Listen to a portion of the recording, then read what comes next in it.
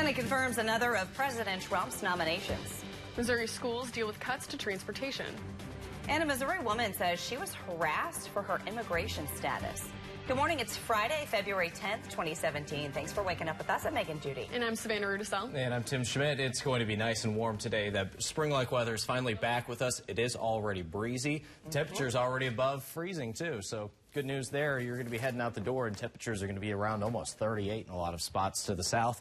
Right now we're at 30 in Columbia, 31 in Jefferson City. A lot of those bank signs outside are showing 32. So more into town, your temperatures are a little bit warmer. Feel like temperatures are down in the teens and low 20s, though, because that breeze out of the south and southeast, it's already pretty breezy outside, and that's going to be the case all day today.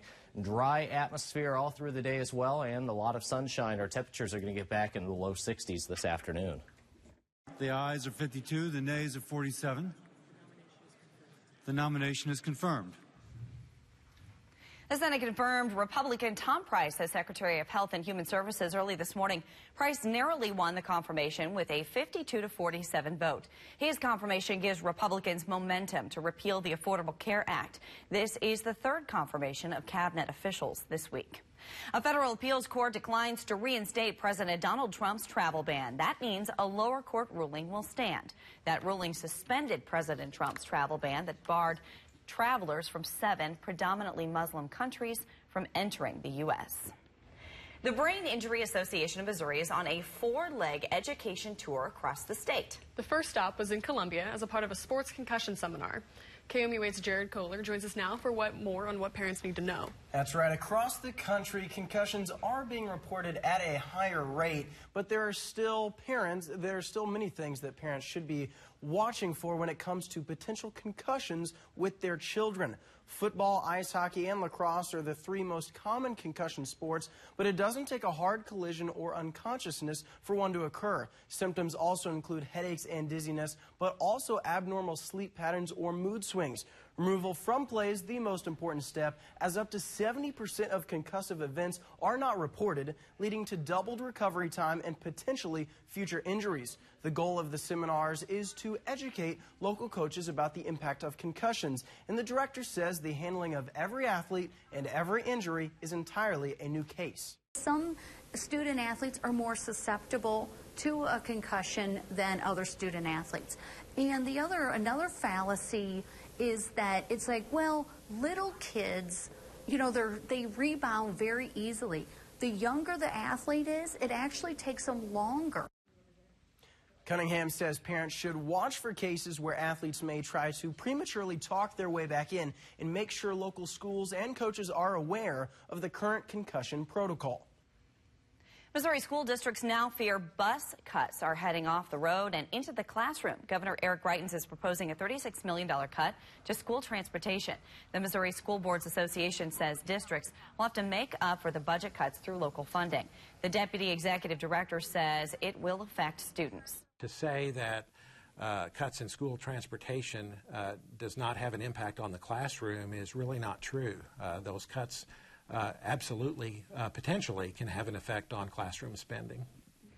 The Missouri School Boards Association says it hopes the General Assembly may restore some of the cuts. The University of Missouri Board of Curators meets again today after discussing the loss of millions in funding. The board met yesterday to discuss state budget cuts after Governor Greitens slashed funding in January and again in February.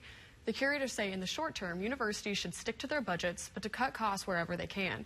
And if the universities can raise any additional revenue, to do it now.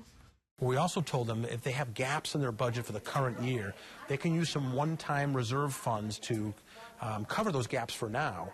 But after this year, we would ask that any gaps they have, they close those permanently. Because, going forward, some of this funding is funding we don't expect to get back. Incoming president of the system, Moon Choi, was in attendance, marking his first Board of Curators meeting. The meeting continues this morning at 9.